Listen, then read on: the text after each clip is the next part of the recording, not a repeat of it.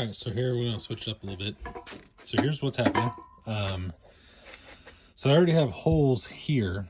So now my thought is I can throw this piece of angle right in there like that, attach them to those holes, and then these mounts kind of flip forward, and they basically will connect right to the angle. Obviously not exactly like that, but basically like that. So that's what I'm thinking right now. Figure out how to exactly make that work, and we'll go from there. Okay, so here's what I'm thinking. I have this all marked up. There's 3 inches between these 3 holes in here, so I have that marked out to mount this. Now the center line for the axle is so basically in here. So now the distance between here and here, the center of this bolt pin, or center of this bolt head, is 2.9 inches. Measured it. So it's almost 3. So basically what we're going to need to do is mount it like this. Well, if I mount them facing the pad here, it's a little lower than what I want, which may end up not being a big deal. And what I'm going to end up doing is I'm going to use this bolt spacing to mount these little risers on. So I'm going to put the holes here where they need to go. So then now, once I mount it, if it is too high or I want to adjust it, I can pull this off, and then we can flip it, and it'll take it from being on top here to the front here, and we can lower everything down. It just depends. I don't really know where it's going to sit, so we're just kind of winging this. But I'm going to measure this, and I'm going to drill these holes, so here, here, and here, and then I'll put some button heads and everything and nuts, and then we'll go from there. And then we'll go here, mount these angle like so to this. So mount the angle to the angle basically. So it kind of makes a mount there, and then put the spring pads on here and mount it that way. And then if that does end up working, I'll probably end up, I may make these out of like steel or something and then shorten them way up. That way they're not so flexible, and I don't want to bounce around and bending these and all that stuff. So we'll go from there and see what happens. Right now we're going to drill a bunch of holes. I'll be right back. Taking this apart, that way I can take the roof off, take the interior out. Probably going to start hacking on this. I haven't drilled any holes in it yet or anything like that, which I've already ground the suspension off. Whoop. All right then. I already ground the suspension off. So it's not necessarily a point of no return, but it's never going to be factory stock again. So it is basically just is what it is. There's not really a whole lot of turning back now, which is fine because I don't plan on turning back anyway. You get the point. Okay, so now we have the roof off.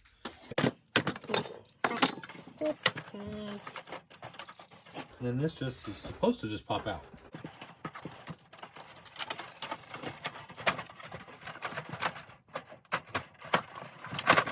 This is supposed to just pop out.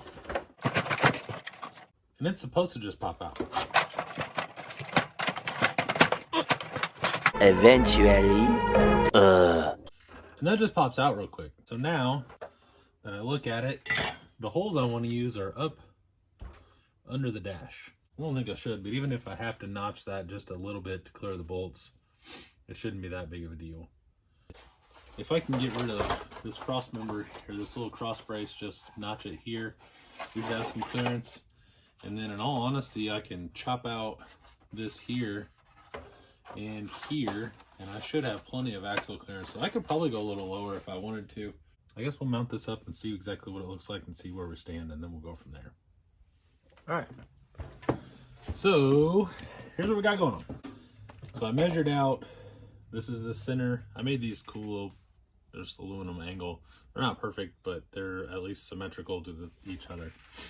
So basically what I'm going to do is I marked out the center line, and then I measured in, it was just like about 1/8 of an inch. And then I took the measurement between these 2 pads here, and added that to my measurement of what I went in, and that gives you your second measurement. Anyway, that's what I did. I'm gonna drill these holes, and then we're gonna see how that lines up. I'll probably just clamp them on real quick and just kind of see where that puts us height wise and what that does for our rear. That's what I'm gonna do. So I'm gonna drill some holes real quick and we'll grab it. All right, there we go. Got a couple of holes in there. These are not perfect. I'm gonna reshape them and everything when I get them actually done, but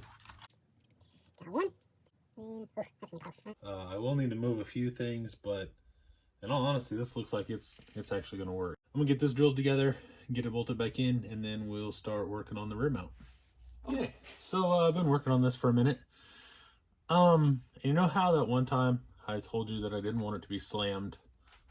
So I set it up to where the wheels were right at the lip. So where the stock floor was, I was basically setting it up so that way the tire would sit right there. So it wasn't like real low.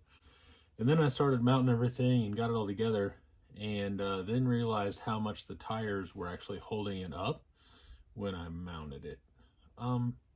So I got the interior all together, and it's fine. It's all in there and everything. But it's she's low. I actually need to chop out some of the interior, not the actual interior, I guess I should clarify. There's a ridge that goes along the bottom that kind of supports that front floor where the front seats are.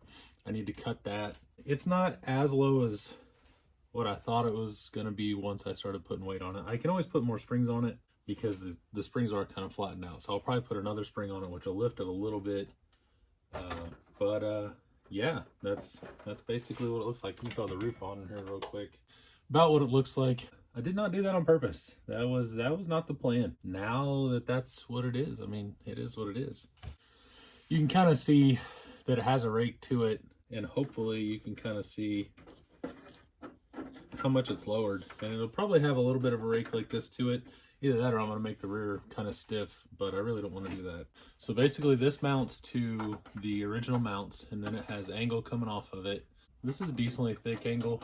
I don't think it'll bend, but it could, I guess. And then the one problem I'm having is I'm already maxed out at the shackles, so I'll probably end up just grinding these little tabs off because it is hitting. It doesn't have any more down travel right there now. So, and these springs are still a little tight as far as the shackles and everything. I've never done this before, so I don't know how tight to get them or how loose to have them or whatever. I was definitely planning on this, and it just lays out a little more than I thought it would. So, worst case scenario, I can always move these back and maybe either re-drill some holes or just start in the middle. That way it moves it back like an eighth of it or a quarter of an inch or so. I don't really mind it. I'll probably chop these out a little. That way it can move a little more freely. And then we'll see just where the shackles end up. If they're just flat all the time and it's just maxed out, then obviously I've done something wrong. But this is my first leaf spring truck. So that's where I've gotten. So it's pretty good. I gotta go inside real quick. Yeah, so there it is. All right, that's enough for this video. If you subscribe and then click that little doodad bell, you'll get to see more of these things. It just makes it easier on you. I still don't make any money doing this, so if you just watch, I make it. That makes me happy. If just like 5 people watch it, I'm okay with that. I won't get paid. I don't think I can. Maybe I can almost buy a monster in like 3 weeks. I think I can buy a monster out of the vending machine because YouTube.